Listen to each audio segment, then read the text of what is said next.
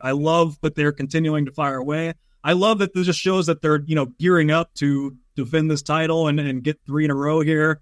So yeah, I love that they're being aggressive at the deadline, and sacrificing these late round picks that hopefully for Uche ends up being absolutely nothing if they get a comp pick. I love what they're doing. Acquisition wise, adding players to this. We're already the best team in the NFL here, but that don't just sit pat. Keep adding. Thanks for listening to KC Sports Network, proudly presented by Emprise Bank. If you're thinking about starting a business or know someone who is, check out Emprise Bank's SBA loans. It's always good to know your options, and they can be your partner in possible. Yeah, that's right, folks. The show is called Amateur Hour. I'm Ryan Scott Hall, and joining me today in a very sharp-looking hat, especially for the audio-only listeners, it's his Dirkness. Sup? Well, sup? Yeah, not a lot, man. I'm just hanging. It is 6:30 p.m. Central Standard Time here in the United States of America. And his Dirkness, listen, man, I think your very first zag of the week was that the Chiefs should trade for a defender. And lo and behold, just a few weeks later, the Chiefs acquire Joshua Uche. I feel like we have official confirmation that Veach listens to the best podcast in the world. What do you say, Dirk? Uche. I like that pronunciation. I saw that myself. Kind of like Bobby Boucher. No, but I love it. I mean, it came when we were handing up grades, and all of our edge rushers didn't really grade well. Now since then, George Karlaftis' grade has skyrocketed, so he's kind of fulfilled that. Mike Dana, he's got a pectoral injury. Usually when you see a pec injury, it's for pec surgery, and he's out for the year. So I don't know if we're headed that direction or what's going on, but he's kind of been unheard of for a few weeks now. So lots of questions there. Omenihu coming back at some point, but I do think expectations should be tempered a bit with Omenihu. It's going to be, the first 6 or 8 games coming off a torn ACL, I believe it was. Those usually take some time to get over, at least half a season or a full season, and he'll only have 6 or 8 games to get up to full speed. So on top of all that, you can never have enough pass rushers, as we always say. So I love the move, especially when you're giving up nothing. You're giving up a 6th round pick a year from now, which, when you're dealing with the compensatory picks, it might just even itself out. You actually give up absolutely nothing if Uche just signs a contract with somebody else. So it's essentially giving up absolutely nothing to get a pass rusher who has some quality to his game. And so anytime you can do that, you do it. You do it. So the Chiefs, after Sunday's game against the Raiders, the Chiefs had 15 sacks on the year. They went into that Raiders game with just 10, and they tallied 5. Had a really productive day, really, I would think, for the first time this season, most likely. But sitting at 15, they're tied for 25th in the league or something in sacks. They're very, very low. If you can believe this, the leading sack defense right now in the NFL is the New York Football Giants. They have 35 sacks already. When you've got the likes of Brian Burns, Dexter Lawrence, and Thibodeau out there with some others as well. I mean, I think they still have Ojulari. That's a really talented group. But also, it should be said, we used to keep stats of Chiefs are winning Super Bowls on the years that they got lots of sacks, and we're not winning Super Bowls on years where they struggled to get sacks. Now, this was before the kind of defensive renaissance they've had to really turn the corner into a dominant defense instead of just a opportunistic defense. So things are different now. But that used to be the key stat for the Chiefs defense was how many sacks they're putting up. And I guess when I look at this situation, when I look at the acquisition of Joshua Uche, there's a lot of factors in here, Dirk. A lot of ins, a lot of outs, a lot of what have yous. And I feel like when I dissect it, a couple things are jumping out to me. Number one, the Chiefs have invested a lot of different types of assets into this position, into getting after the quarterback. They just made Chris Jones, the highest paid interior defensive lineman probably in NFL history. I don't know if Donald had more, probably. But whatever. Like, Chris Jones just got a truckload of money, a literal truck loaded up with cash, and drove it to Chris Jones's house where he was hanging with Michael Bay. That's how they pay people? That is how they pay people, right? When you get a sign about us, just a truck. Not the big check like in Happy Gilmore. Well, no, it's cash, straight cash, homie, to quote Randy Moss. Just like a dump truck, and it just unloads right in the driveway and just piles it up like, Speaking of, we're going to take a total sidebar just for a second. I have just been devouring all of the LeBron Bronny stuff that's happening on social media. Did you see that he filled up his son's car with the Fruity Pebbles? And then when he opened the door and it spills out, he's like, all right, good luck getting to the game and get that shit out of my driveway. But I can't imagine that Chris Jones would want anyone to clean up the money out of his driveway, to really finish that whole analogy. Here's the thing. The Chiefs gave Chris Jones all that money just this past offseason. They also paid Mike Dana this offseason. So like, they're throwing money at, we've got to get after the quarterback. In last year's draft, they took Felix Anudike-Uzomah. In the year before, they took George Karlaftis. They also drafted B.J. Thompson, although we haven't seen a whole lot from him because of the scary incident that he had. This is another pass rusher that they selected. And now we're seeing that I can't remember how we got Cam Thomas. Didn't they trade nothing for him? But it was a trade.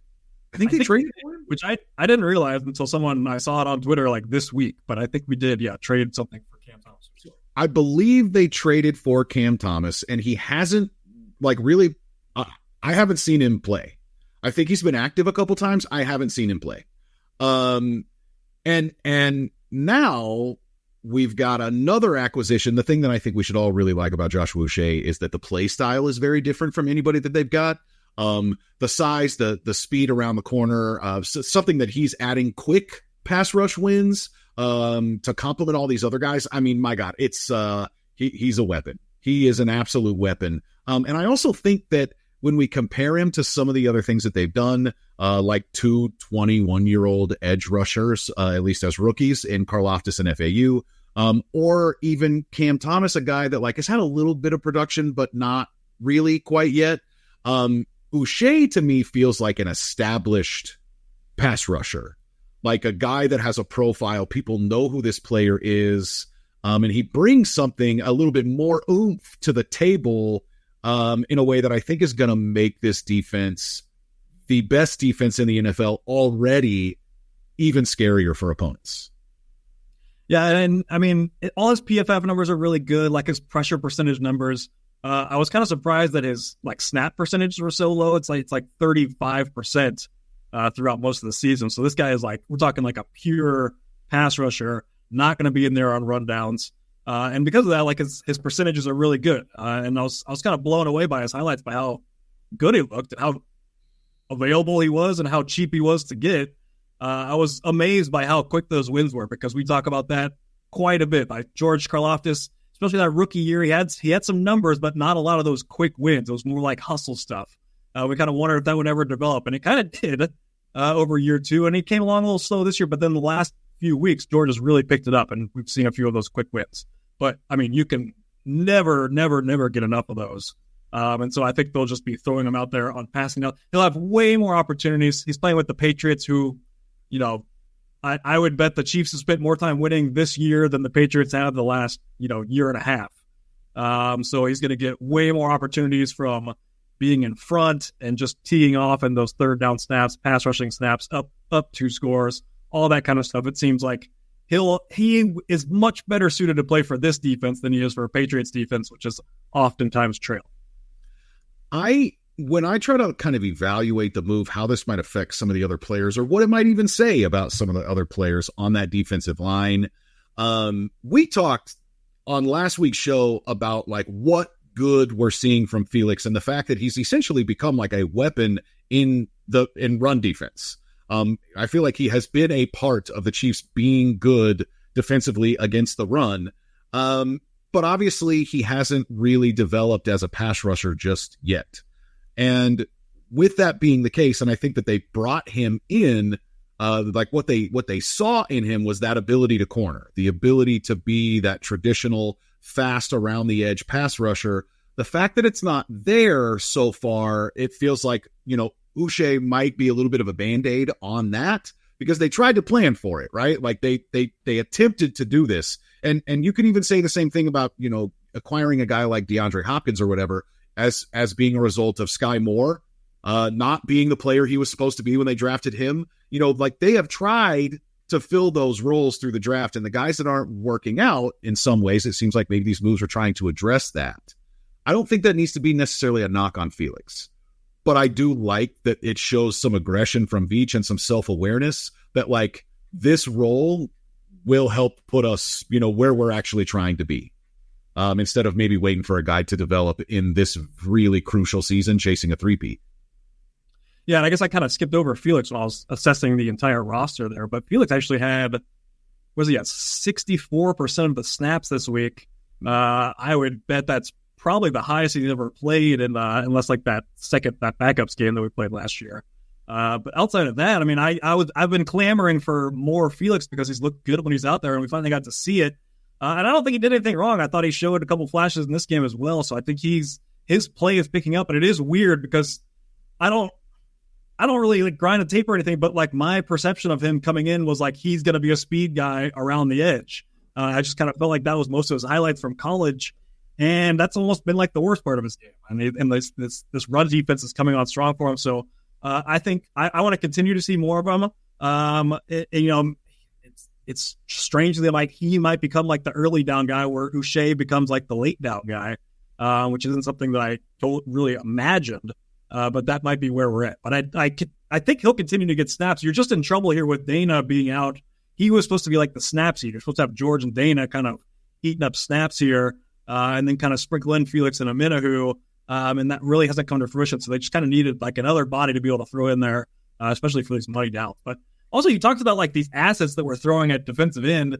This is something that you can do when, the Veach special, when we're continually hitting on the back end with these late round picks for in the secondary. Like we're not re-signing these guys, Charvarius Ward and, L'Jarius Sneed, obviously, the guys that Chiefs corners just sprinkled all over the NFL, guys that we have let go because we don't really want to pay any of them because we keep being able to find guys out of nowhere. And so if you can do that, if you're just throwing out 4th and 5th round picks at corner, you can afford to throw assets at the defensive line and build your defense up that way. So I love that they're continuing to fire away. I love that this just shows that they're, gearing up to defend this title and get 3 in a row here. So yeah, I love that they're being aggressive at the deadline, and, sacrificing these late round picks that hopefully for Uche ends up being absolutely nothing if they get a comp pick. I love what they're doing, acquisition wise, adding players to this. We're already the best team in the NFL here, but that don't just sit pat. Keep adding. I think that there are some other aspects of the defense that are going to be affected by this trade, and we'll talk about that right after this break. Shop Chiefs tickets and more with no fees. Plus, save big with code KCSN at ticketsforless.com, the official ticket provider of KC Sports Network. With big wireless providers, what you see is never what you get. Somewhere between the store and your first month's bill, the price you thought you were paying magically skyrockets. With Mint Mobile, you'll never have to worry about gotchas ever again. When Mint Mobile says $15 a month when you purchase a 3-month plan, they mean it. Say bye-bye to your overpriced wireless plans, jaw-dropping monthly bills, and unexpected overages. Mint Mobile is here to rescue you with premium wireless plans starting at $15 a month. All plans come with high-speed data and unlimited talk and text delivered on the nation's largest 5G network. Use your own phone in any Mint Mobile plan and bring your phone number along with your existing contacts with you. Ditch overpriced wireless with Mint Mobile's deal and get 3 months of premium wireless service for $15 a month. To get this new customer offer and your new 3-month premium wireless plan for just $15 a month, go to mintmobile.com/AHPKC. That's mintmobile.com/AHPKC. Cut your wireless bill to $15 a month at mintmobile.com/AHPKC. $45 upfront payment required, equivalent to $15 a month. New customers on first 3-month plan only. Speed slower above 40 gigabytes on unlimited plan. Additional taxes, fees, and restrictions apply. See Mint Mobile for details. Folks, if you're looking for a way to make a big impact in Kansas City, our partners here on Amateur Hour are the Boys and Girls Clubs of Greater Kansas City, and these guys need sponsors for their sports teams and the leagues that they put on. You can help local kids and promote your business throughout the metro just by emailing giving@helpkckids.org, and they'll show you all the information you need to try to get started and make a big impact here in your hometown. Do you love sports? Want to share your love by coaching local youth? Our partners this year at the Boys and Girls Clubs of Greater Kansas City need your help today. Beyond after-school programming, the clubs offer leagues for baseball, softball, basketball, flag football, and more. Just visit helpkckids.org and click on volunteer for more information. Dirk, I want to volunteer some information to you. I believe that Joshua Uche has the skill set to be a pretty enormous addition down the stretch for this team. I look at this guy and this is the type of dude that can come in on a small number of snaps and really make his presence felt, especially if the team continues to contain the run the way that they have so far this year. If they're putting other teams in obvious passing situations where they get to pin their ears back on defense, if they are earning the right to rush the passer, as Spags would say, Uche is going to get some opportunities to go out and finish plays quickly. And so many teams have had opportunities against this defense because we aren't the fastest at getting after the quarterback. And I think if Uche becomes that quick close guy for this defense, he's the guy that has the ability to get on a hot streak, He's that type of player that he could beat a tackle 2 or 3 times just because the speed is working and he's anticipating that snap count. And I can just see him going out and having a few monster games for this team. And we start thinking about my God, this is like a defensive MVP sort of performance, for the team, simply because he has such a unique skill set that the Chiefs don't currently have. The thing I really like about it is because of that speed, it's going to make a lot of other people's jobs easier, particularly at cornerback. I teased before the break that we wanted to maybe look at some other stuff that's happening on the defensive side of the ball. Do you want to start with a pronunciation guide for one of your favorite players? Or do you want to actually talk some football for a minute? Is it Nazi? Yes, because look, Dirk, I had a lot of concerned citizens reaching out. Does Dirk know how to pronounce this name? And I was trying to get some suggestions. Listen, Dirk, let's just start with it's Nazi Johnson, not Nazi Germany. Nazi Johnson, not Nazi Germany. Okay. Great anti-Nazi. I like it. Yes. I was thinking about some, I think we call these faux means. I can't remember some of my collegiate learning, but I was thinking about Fozzie Bear from the Muppets. Fozzie. All right. It's the same sound, right? So when you think of Nazi, you can think of Fozzie, right? Not Fonzie. Not Fozzie. Fonzie? Right? Fonzie. Fozzie. Okay. Got it. I was thinking maybe from our youth. I'm not sure exactly. I think that your brothers had you on hair metal a lot, maybe some real rock and roll from the 90s. But how about la-di-da-di? We likes to potty. Nazi is in that same sound family. Okay. Oh man. La-di-da-di. Not Nazi, Dirk. We're going for Nazi. That was a nickname I had for old Chiefs great Ropati Pitatua. Oh man, put two. Potty or potty, we like to potty or something. Okay. I don't remember what it was exact, but there was a name in there. All right, I got it. If you're a Sopranos fan, maybe a Carmine Lupertazzi, like Nazi or Lupertazzi. Okay. Don't overflood this. Okay.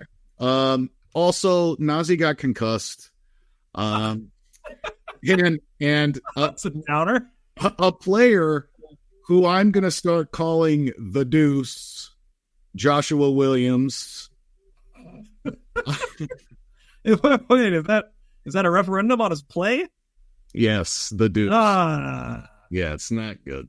We dropping it for Josh Williams, and I mean, was he that bad? Also, it felt like he had a couple penalties. Obviously, the late hit was, it looked worse than it was at first. Like the replays were just kind of like, had a defensive holding in there too. So obviously, you don't want 2 penalties. But I mean, he didn't give up. He might have had a coverage breakdown in there as well as on his zone. Let a little catch up. I mean, I thought he was pretty dismal. I remembered too many bad plays, and it's just one game, and it's the first game that there's really kind of leaning on him this year. You made it sound like the snap counts were like kind of even. Maybe they were rotating. I told you I could have sworn that they showed him as a starter on that like opening graphic for the defense or whatever. It wasn't Sunday night, so we didn't get to hear like what high school he went to or whatever. But I feel like they listed him as a starter. It may have just been package that he was playing in, whatever. I'm not totally sure. But at any rate, what's the plan here, man? I mean, with Nazi's, he's not going to be available this Sunday. Like, is it Taylor time? They just moved up Keith Taylor. He absolutely fits the mold. I know his name is Keith Taylor. That's not getting a lot. No, not Trailer, Taylor. More, if we're trying out Keith Trailer at corner, then we really got some problems. The next corner that wears 94 I'll buy the jersey. All right, I'll buy it. Just kidding. I don't know. Did you know that this guy Keith Taylor, he played at Washington with McDuffie? This might be like a Trent McDuffie teammate special here. He's 6'3", 200 pounds. Like he is the physical guy. He's the Jalen Watson. He's the Joshua Williams. He's the beat up the guy at the line of scrimmage. He's the L'Jarius Sneed, illegal hands to the face in the first series every single play. Like, I'm okay with this guy getting some snaps. I thought he looked pretty good. He had a really nice interception in the preseason that I think everybody was kind of slobbering over. Very athletic play, if I remember correctly. But I don't know. I feel we're going to see him Sunday, but I think that this is like kind of where Uche comes into play a little bit for them, because if they get to the point where they could have so many bodies, especially once Amenahu's out there, like maybe it doesn't really matter who's playing corner. It'll matter a little bit, but I mean, there's not a lot of Peyton Manning-esque quarterbacks out there that are going to just pick on a guy all day long.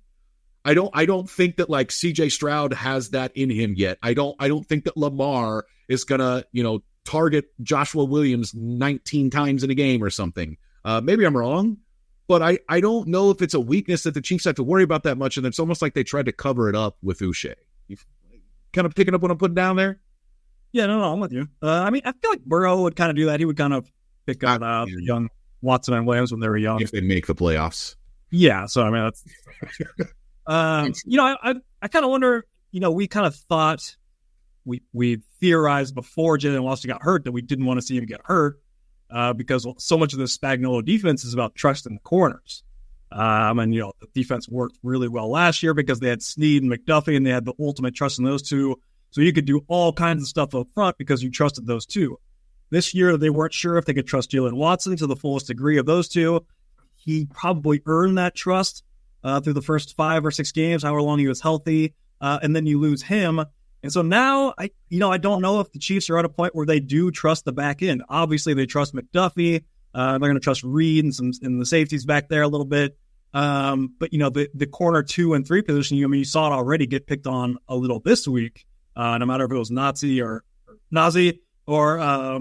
Roland Wallace or Joshua.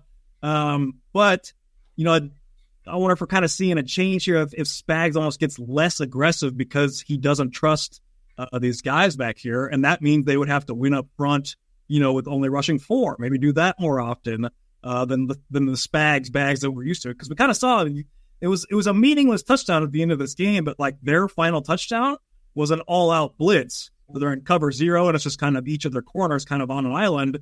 And Minshew just kind of throws it up to their slot receiver on Roland Wallace. He comes down with it fairly easily. It's not like a terrible rep for Roland Wallace. He's in the slot guarding one-on-one. It's kind of a back shoulder. It's a tough play to guard.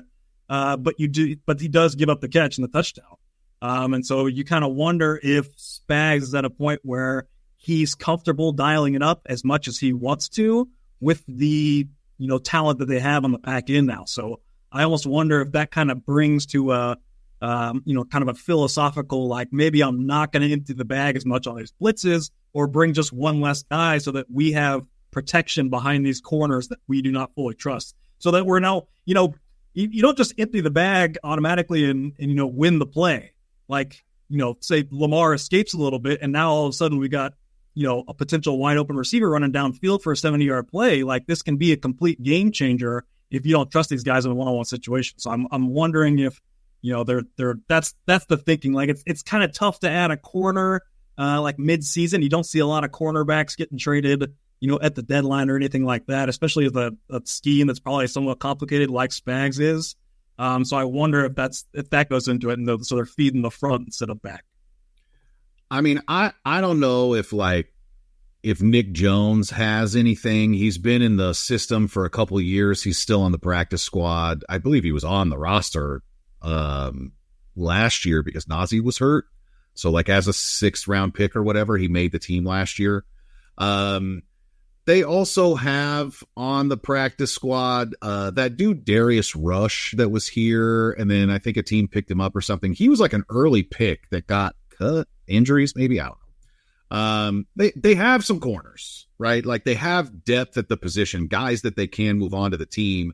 And for me, Craig could do this a lot more eloquently and maybe tell me that I'm an idiot while he's doing it, but I think that like fielding 10 pretty freaking good players and one guy that you need to help out on defense is not something that we all need to get scared about.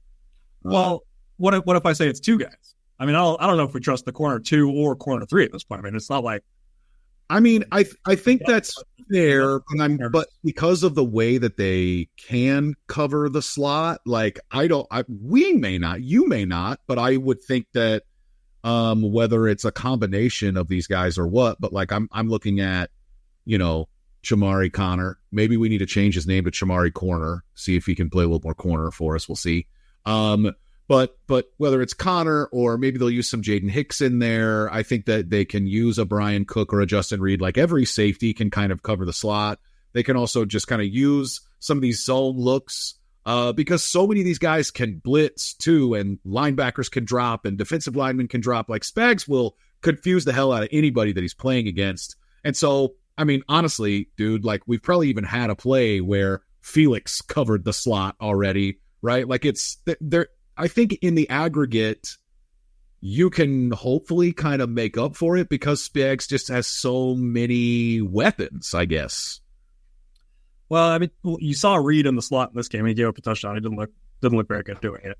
And Roland Wallace has been the slot guy the last 2 games. I think they're kind of trying to roll with that with McDuffie and then either Najee or Joshua on the outside.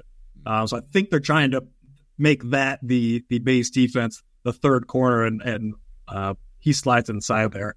But I think he got question marks there because he has given up a few catches from the slots, a couple slot outs. I was watching just plays that he was targeted on. So he got question marks. I mean, it's I have to see how it plays out. But these are the Beach specials. These are the guys that Beach has come through with in the past. So you got to trust that. But the versatility, will still remain. So you might have to start winning more with the confusion.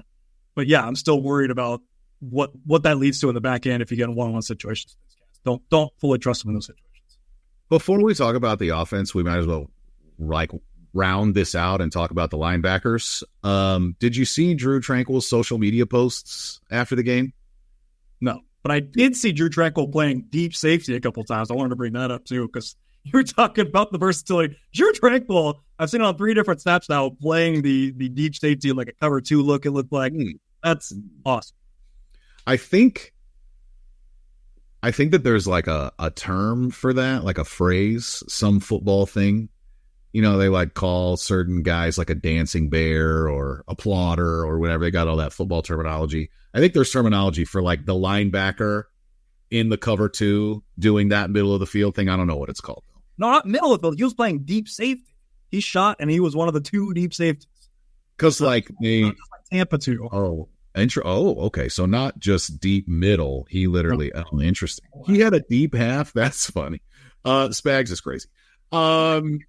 After the game, dude, Drew Tranquill really killing it on social media, talking a lot about Arrowhead West, both on Twitter and Instagram, and had this really great picture of them walking off the field, and he's like, just Kermit and the boys vibing at Arrowhead West or something. And I said, Drew Tranquill, you can stay, pal. All right. I mean, they already gave the contract, but like in my heart, you can stay in my heart. All right. Big fan. Glad you're here. Some other news. Did you notice that Nick Bolton now has his own Honey Blaze barbecue chips? Did you see this? I did not. So he even autographed the bag. Chips. Okay. Got an autographed bag. An autograph bag? Yeah. It's printed on there. He didn't say. No. Well, are we gonna watch you eat chips live on air? I figured I would, taunt you a little bit. You gotta chew loud for the audio only listeners. Wow.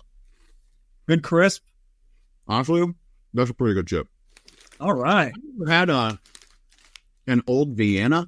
It says of St. Louis, so that might piss off some Kansas City people. Oh no. They did have some Luther Burden chips too next to these, so they're doing some NIL stuff, They didn't have any Battlehawks players on there? No, but that's a good chip. And look, Dirk, I'll go get myself a snack. Let's just have lunch here on air. Oh, you could show everybody your Kansas City barbecue secrets, right? I didn't want to just tease you. I have another bag with your name on it. I'll send it to you. Gonna mail me a bag of chips. Give you a Nick Bolton bag of chips. I mean, you don't want to miss out. It's memorabilia, even if you don't eat the chips, Oh, yeah. All right. That's all I got on the defense. That's it for us. Chips are good. Oh, let's talk offense. Let's talk some DeAndre Hopkins. The other big story of this week, I would say. I was impressed with DeAndre Hopkins. We spent some time questioning how he would fit in the offense last week. I thought you saw 2 catches from him. I thought you saw 2 very different wins. The first catch was, finding a hole in the zone, which we heard quite a bit about him. He's a veteran guy, savvy, knows what he's doing. He can find those holes in the zone. I feel like the Chiefs have a number of those guys. Obviously, Travis Kelce is very good at that, and his chemistry with Mahomes and finding those holes. Now you throw Hopkins in there. Juju, that's where he usually does most of his eating as well as in zone. I don't know Juju's status. He had that hamstring, so people are almost talking like he's not going to come back, but I feel like hopefully he does, and he'll still be a weapon. But I feel like the Chiefs have a lot of great options versus zone. Versus man, that's where Hopkins' second catch came from, and I thought it was very important. This is what we need to see because I think the Chiefs will start to get tested in man coverage. You kind of question, can Kelce still, beat Fred Warner like he did in the Super Bowl last year? Does he still have that kind of juice in him? Can Hopkins create separation? That's what we spent a lot of time talking about last week. And we saw it this week. That catch in man, he's kind of in the slot, beats him on a little out route. And so that was very good to see. Can Xavier Worthy fight off physical press coverage? So I think you're going to see some defenses start to challenge the Chiefs and come up and play some man. And almost their best weapon against man right now is Mahomes scrambling. But you don't want to rely on that. Obviously, we bust that out in big situations for lots of success. But you don't want that to be like your number one main only option. So you want to see some of these guys start to get wins versus man. And if we're seeing Hopkins get wins like that, I have no idea the corner or beat, or if we'll continue to see that. But if we do, that will be huge, and he will be worth everything. Yeah, I mean, nice little taste in D-Hop's first game. You know, he played about a third of the snaps, I think. Got to see him out there. Some real tasty routes, you know? Chips. Yeah. Some Are you still tantalizing. Are you still talking about chips? Or are you still talking about Jonah? No, I honestly, like, I was really excited to watch him. It just kind of kept building going up to kickoff, and I'm like, DeAndre Hopkins is on my team. I was pumped. Like this dude, this is a really good football player that got added to our team, and he might be in like the twinkle of the twilight of his career potentially, but I think this is going to be really fun. The play that they targeted Worthy, he didn't win at the catch point, and DeAndre Hopkins absolutely obliterated whoever was covering him on the backside. That's the one you were talking about, right? Against man coverage. No, I was talking about his actual catch, but no, I know what you're talking about as well. Like his second catch was just it was a man coverage, just running a little out. Okay, so and Mahomes even said that, you know, it must have been after the game, but they asked him about Hopkins, and he was like, yeah, I even went over and like looked at my iPad and saw that he was open a couple other times. Yes. I mean, he was definitely talking about that one. There was another play that was going around, or I was right on the end zone, which ends up, I think, being a touchdown to Kelsey. I think he wins on like a slant route on the other side on that one as well. So lots of promising signs from Hopkins. And even like off the field stuff too. I mean, he said in his press conference that we hadn't heard yet when he was on the when he got traded for last week. He said in his opening press conference, I haven't played meaningful football in a few years, and he's absolutely right. I don't even know if he was necessarily like try to take shots at anybody, but he's just being honest. Like, coming to this team and this opportunity, he's like, you know, it makes you feel some things, right? You're more motivated. You're more excited to wake up in the morning and come to work and all this different stuff. And I'm looking at this player who apparently the Chiefs seem to believe that this is a guy they could use as a weapon from the slot, from that interior part of the offense. Now, guys are going to move around a lot, but I'm just starting to imagine some of the stuff that they can do with a Travis Kelce and a DeAndre Hopkins occupying that inside kind of space. And whether it's doing some crossing stuff or both of them, their ability to beat man, their ability to win against zone. Yeah, I'm really, really excited about what we're going to see. And it may even open up opportunities for Mr. Nice Guy. Okay, Justin Watson out there, J-Watt, really nice guy, white receiver 1 with a big day for the Chiefs. Was really great manners. He's got great manners. He's a good guy. I was really excited to see him have a good day. And you know, and yeah, one catch. No, I thought Watson had like 3 grabs. Okay, 3 good. Yeah. And I may have like tripled his season total, right? Like he really had never been doing a lot production wise. There was a quote early on. He was like, he's like second on the team and from receivers and snaps, and his 8th catch of the season or something. It was like, oh boy. I mean, we started with the receivers because we wanted to talk about DeAndre Hopkins, but really I think the headline from this game is we got like a classic Travis Kelce day at the office, really for the first time this year. Like this was clearly Kelce's best game of the season so far. Maybe it's true what he says. I'm always excited to see the Raiders on the schedule because I'm going to go for 100 yards and 2 touchdowns. Didn't quite fully manifest what he typically does, but still Kelce with a really, really nice day. And did it all in a way that I felt like is totally sustainable for him. That it wasn't like, oh my God, look at the play that, you know, he just ran away from 4 defenders. That's not something you're going to see him do every day. No, this was just Kelce getting open and doing a little bit of work after the catch, not a whole lot, but consistently moving the chains, making grabs, and ultimately getting one in the end zone too. I mean, look, like this was just Travis Kelce, man, textbook stuff. And really an obvious touchdown scorer. He always scores touchdowns against Raiders. This last week was National Tight Ends Day. I'm not sure if you caught that or if the audience caught that, but I did want to give that a big mention. Let's even repeat it. It was National Tight End Day. So big one there. So huge for anybody who hopped on that. That was an obvious Travis Kelce touchdown score. Really, I thought it was the best game of the season from the offense.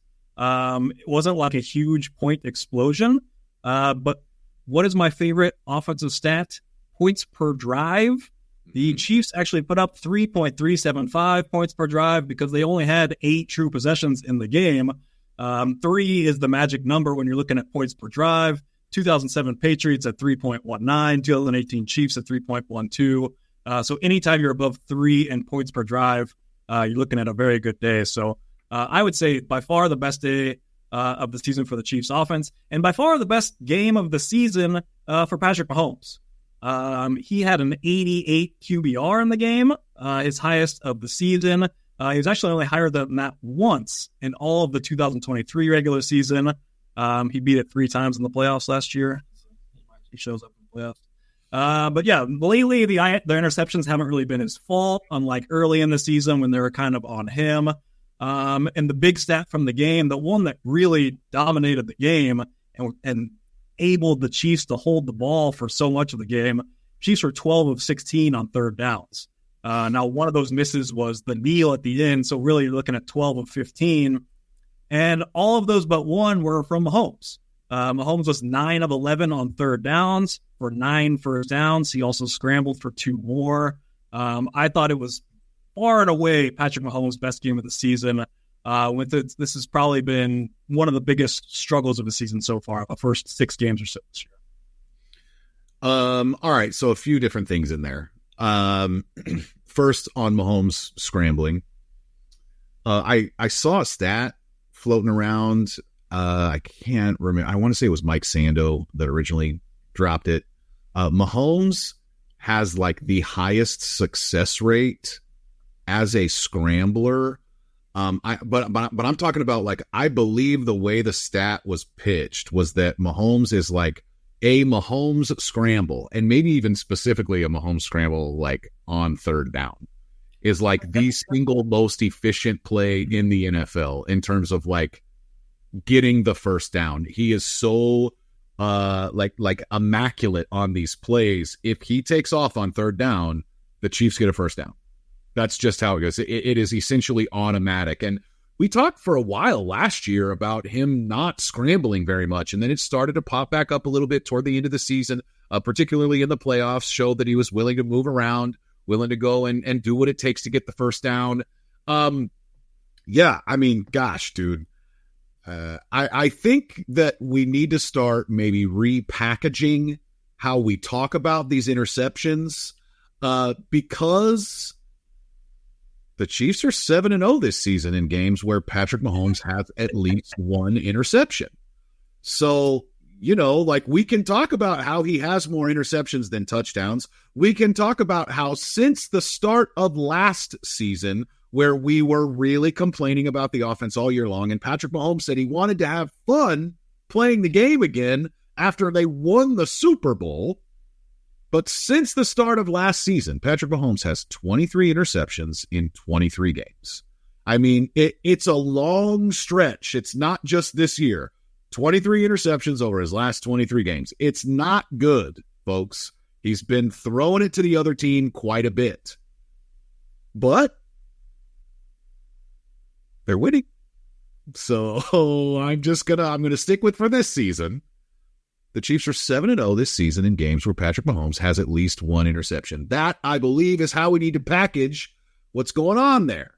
I just do it on the first play. Go on the first play, get it over with, chalk up that win, one play in. Before we talk about some of the factors to maybe some of Mahomes' interceptions, did you see these numbers from our guy Ron Kopp on Noah Gray? We were talking about Kelce, and so I wanted to get this tight end thing kind of sandwiched in here. It might be National Tight End Week. Honestly, I still feel like celebrating. I am still in the tight end kind of mood. You know, you do you, right? You do you, tight ends. You gotta live your best life out here. If you want a birthday week, sweet. You deserve it, girl. Chiefs tight end Noah Gray. This is from our friend Ron Kopp. Chiefs tight end Noah Gray has the second highest catch rate, 94.4%, among qualified NFL pass catchers. This is 152 players. So, it's going to be minimum number of snaps or minimum number of catches or whatever it is, right? 152 players in this group, and he has the second highest catch rate at 94.4%. He leads that entire group of 152 players in catch rate over expected at plus 15.9%. And ultimately, Ron says, Noah Gray is essentially making an argument to be one of the most reliable tight end twos in the league. And I got to side with Ron on this one, man. I have really liked what we've seen from Noah Gray so far this year. When the contract dropped, not one of my favorite bits of news. I was like, I guess I like Noah Gray, but for $20-something million, like it seemed pretty steep to me.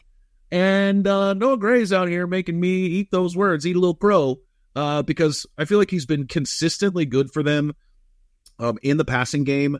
He's certainly willing to get in there and do some of the dirty work.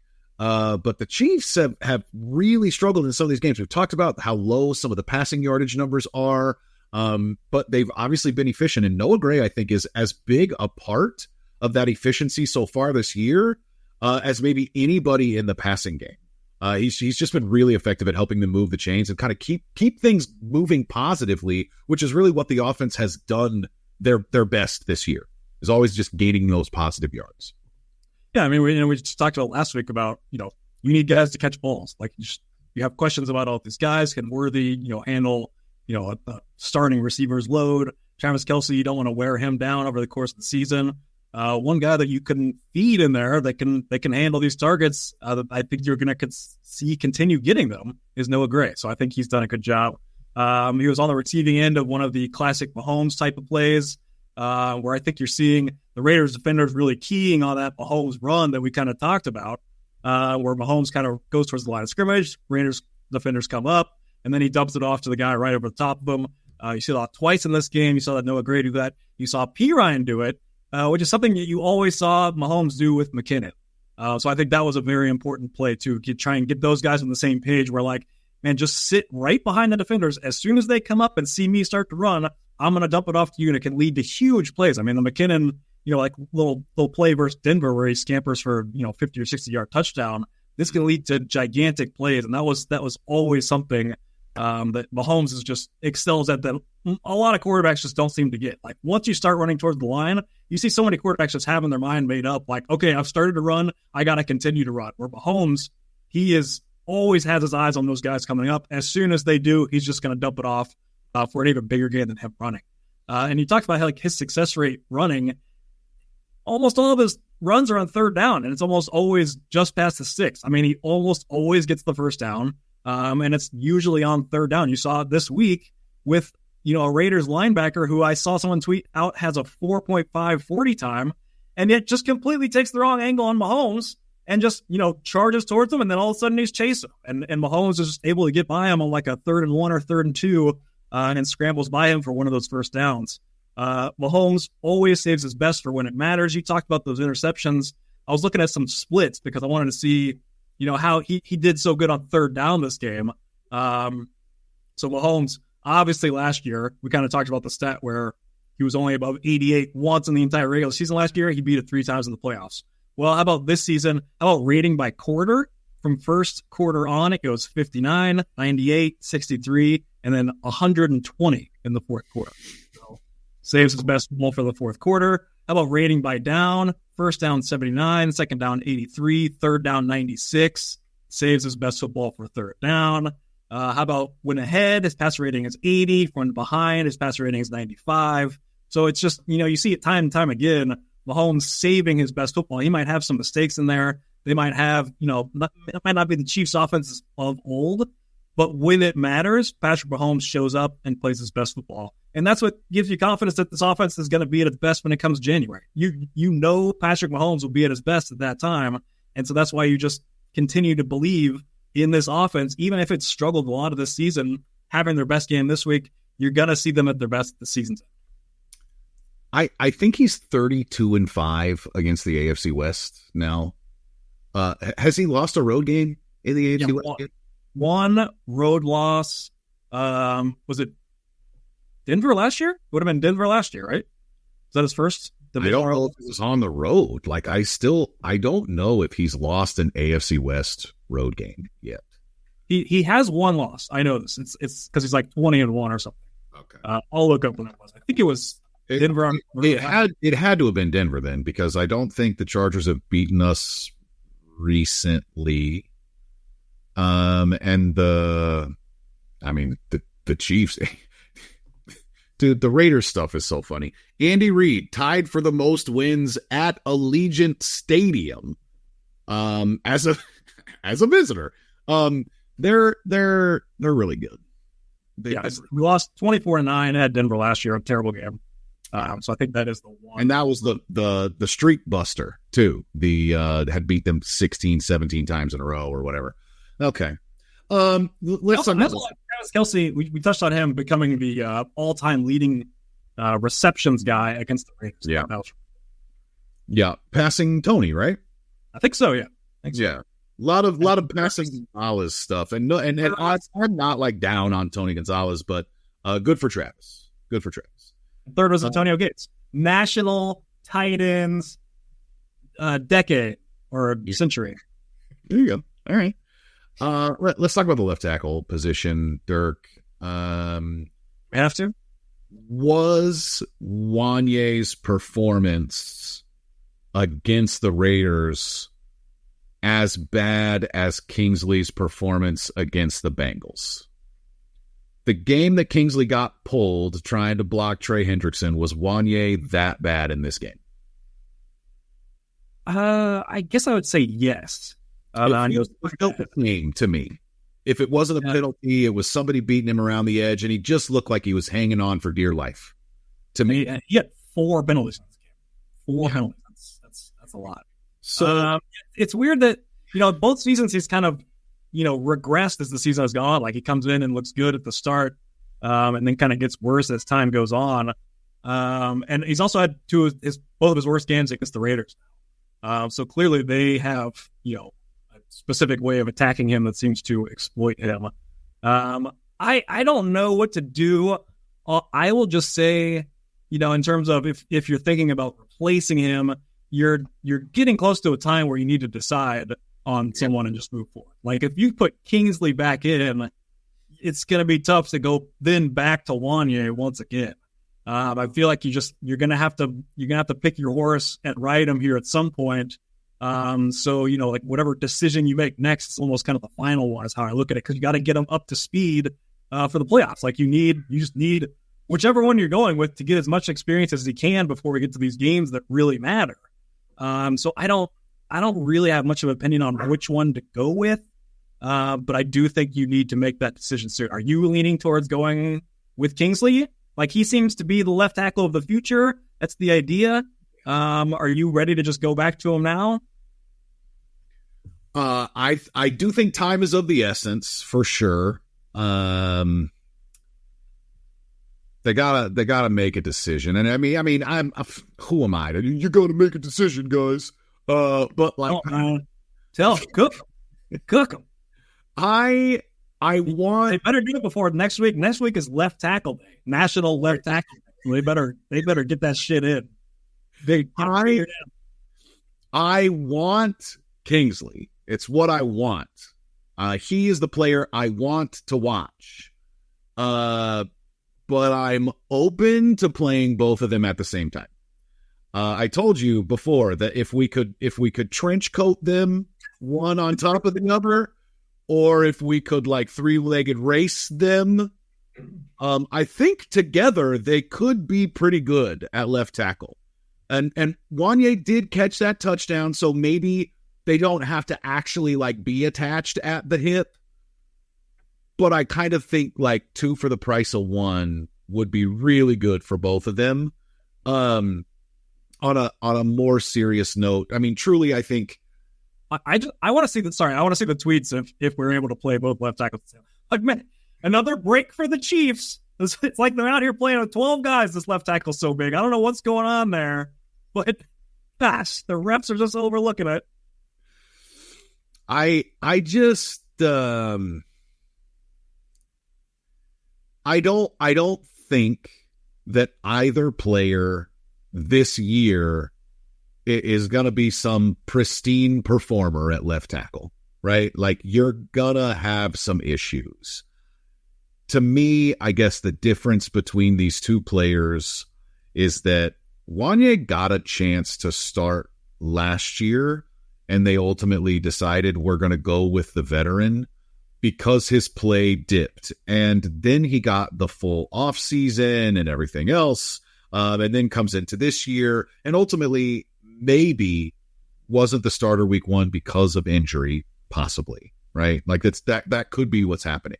But what we are seeing is, once again, a guy that, even though he's had a leg up on, the other player in his position, I don't think that Wanye has looked significantly better. His lowest moments are as low. Let's just put it that way. And so to me, I think that Kingsley, if he is the left tackle of the future, then, the future is now.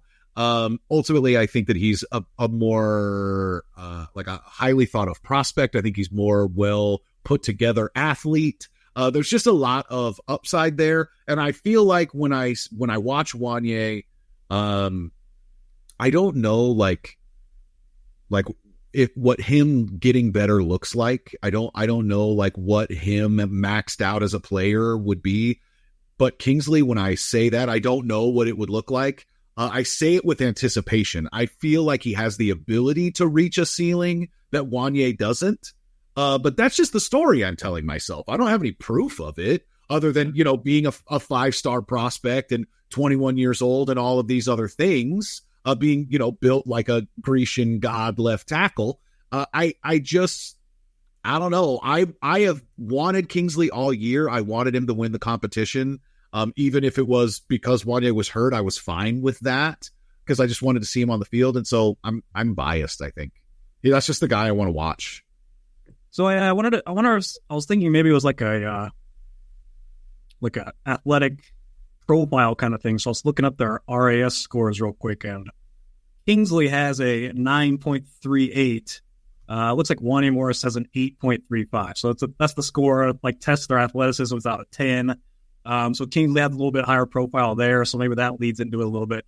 I think my final answer is I'm putting Wanye back out there next week. And see how he does. And if he has another bad week, then I'm going to chalk it up to this guy is regressing, much like he did last year. And so let's make a move and go to, Kingsley. Or maybe it's a Raiders thing, because he just has these 2 disaster games on his resume, both against the Raiders. And they just, obviously Max Crosby is a tough matchup, but he wasn't going up against Max Crosby for most of the game was the weird thing. It was their other rusher, Trayvon Walker, not Trayvon Walker. Tyree Wilson. I don't know much. He's a tough pick, man. And, he went to Texas Tech. He's, That's fair. But so he was the guy that I felt like was doing more of the damage. I think some of his penalties came against Crosby, but the sacks he was giving up were against the other guys. You want to get to some professor? You got more on this? Yeah. Wanye is like really testing the one thing that I've said in the 13-year history of this show that you don't really want to let me live down, that I would prefer to be 2-0 against the Raiders and 0-14 against the rest of the schedule, because Wanye is out here just throwing these Raider games saying, look, Ryan, we're going to be 14-2, okay? We're 15-2 now, I guess. He's saying, listen, man, we'll get these Raiders losses out of the way. And then you tell me if 15-2 is good enough or not.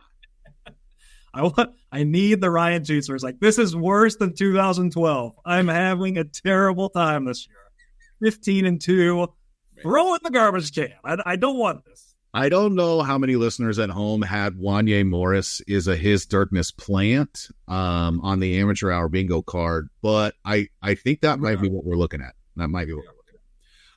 Professor Dirk. Yeah. Dirk's pop quiz this week. Grades up, grades down. We've kind of hit on a few of these guys already. Grades down was Wanye, obviously. He had a B+, so that's going to follow it. Joshua Williams, I think he had a tough game. This is a tough one. I was trying to plug a third name in there. Chris Jones, he hasn't made quite the plays he has the last 2 weeks. I mean, this is dropping from an A+, mind you. So it might just be down to like an A or an A minus. So it's not like saying Chris Jones is struggled or anything. He just hasn't had the eye-popping plays he has, each of the first 5 or 6 weeks these last 2 weeks. I mean, great defensive player of the year. You would think he needs more than what we've seen the last couple of weeks, right? Like, and if that's the bar, yes, that's a good way to. I would bet his odds have dropped a little bit the last couple of weeks. Just we haven't seen the grades up. Mahomes, which we hit on, obviously, quite a bit. Drew Tranquill, he was a monster in this game. He had 3 tackles for loss. Just the run defense, we don't even need to discuss it anymore because it's so dominant. There's no new information. We just keep shutting every running back down. This week, we finally faced like a bad running team. Like we had all these great numbers against good running teams. So now we faced a bad running team. And what they have, it was like 15 carries for 17 yards essentially for running back, wasn't it? Embarrassing total that teams just can't run on us. I don't know how it happened, but they can't run on us. And Drew Tranquill is a huge reason why. Those goal line plays, man, just knifing through. I saw like a Baldy breakdown on one of them and multiple plays with Tranquill just crashing into the backfield and blowing plays up back there. Great game from Drew Tranquill, I thought, who a lot of people said struggled early on. I defended him, and I think we're kind of seeing some good games from him. Dude, the goal line stuff. I mean, and not just Drew Tranquill, everybody. I mean, to have the Raiders run, what was it, 7 plays inside the 3-yard line or something and come away with 3 points. I mean, just real grown man stuff from the Chiefs defense, the Chiefs front 7. I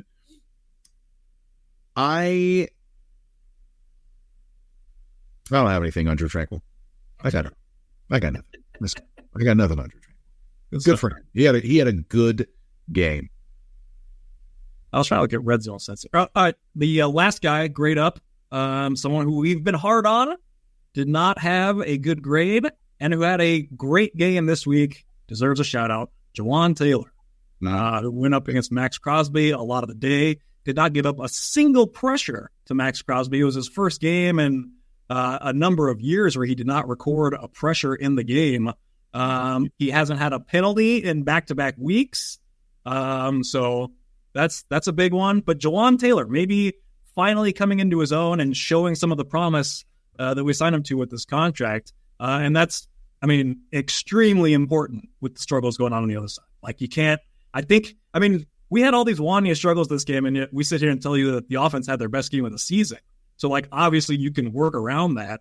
If you have both tackles out there struggling, that's just creating many problems. When Andy wants to try out 5 receivers in every single route, and now you're having to worry about helping both tackles, that just seems impossible.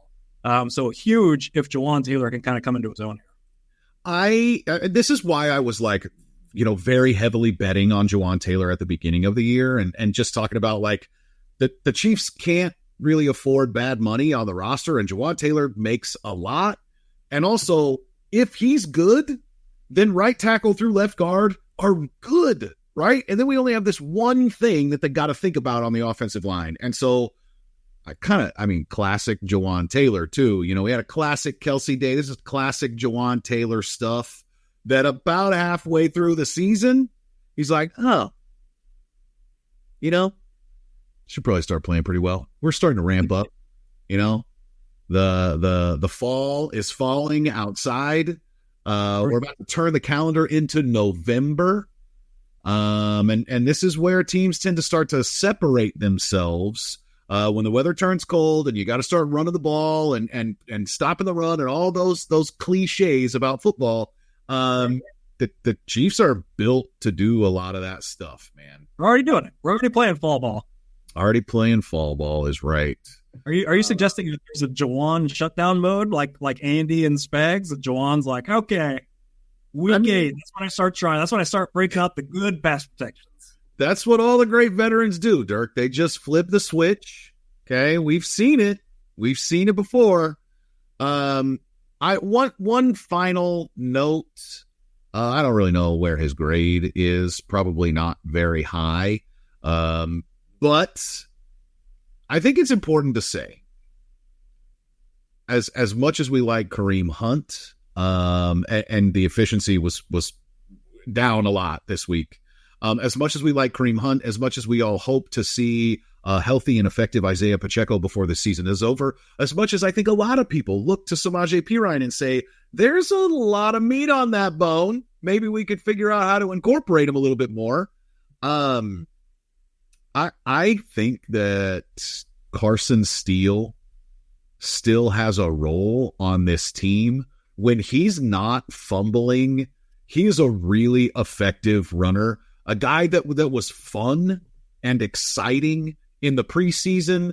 And truly, I think on every single run this year, potentially, he's out there giving you that 4 yards a carry. But he's one of those guys that early on, before he fumbled, was giving us those 7, 8, 9 yard carries that the Chiefs were like leading the league in.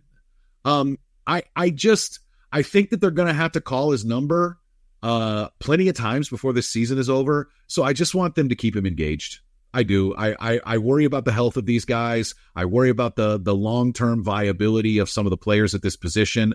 I really don't think that they should be giving Kareem Hunt 25, 30 carries every single week, in October. Doesn't seem smart to me. And so I think that they need to start ramping up Carson Steele a little bit more, just to maybe save the legs on some of these other guys and help him get over whatever is happening with the fumbles. And we can figure out if this is just a case of the yips or like if this is a long-term problem. But I think he can help this team. I really do. And I like him as a running back. I'd like to see him get a little bit more work. I mean, he's still logging snaps. So, I mean, I don't think he would on every team after fumbling twice, in the first 20 carries or whatever it was. So they are keeping him around. Kareem, yeah, they are kind of feeding him. I was shocked by how low his total was because I thought he was, having a pretty good game, and I was wanting more Kareem runs, especially after the interception. But to finish with 21 carries and 59 yards, not a great, statistical day for him, even though I thought he was still out there running hard and earning yards. But yeah, so I think I almost wonder if like the plan is like ride Kareem, until Pacheco comes back, and then we'll ride him. It's just kind of, that's just the life of an NFL running back. You have, a shelf life, you get worn down. And so, while Kareem's hot, ride him while you got him, until Pacheco comes back, which should be in, 3 or 4 weeks here. But, so yeah, I'm kind of with you. I'm with you. I'm with it. But yeah, I like. Did you raise George's grade? I feel like George probably. I raised it last week. So yeah, I would probably egg you another phone. Sure. Okay. All right. Well, that's all I got, Dirk. Any notes for the people? All right, we are done. We've done it. We made it. This is the end of the show. I'm Ryan Scott Hall. He's his Dirkness, and this has been another episode of Amateur Hour. The Chiefs are going to play the Bucs on Monday Night Football. Man, I kind of had this. I've been kind of looking like, where's this loss going to come? I had Tampa Bay kind of circled on my radar for the longest time, but with Evans and Godwin both out now, it just seems much more unlikely because they were a tough team. I thought they're an underrated team, but losing both those guys at the same time, that lessens their, what they are as a team quite a bit. So, looking at another Chiefs dub. You went from, Baker doing a real bang up job to just a real banged up Bucs team. They were looking really good, really tough opponent, and now I think even with our cornerback situation, I feel okay. But maybe Sterling Shepard will go have 9 for 95 on Monday night. Who sees? Who knows? Dirk would be happy about that a little bit. You still have some Sterling Shepard shares, don't you? Yeah, they got the Nebraska dude too. Oh yeah, Trey Palmer. Couldn't think of his name. Yeah. Whatever. This is where Dirk says, Chiefs.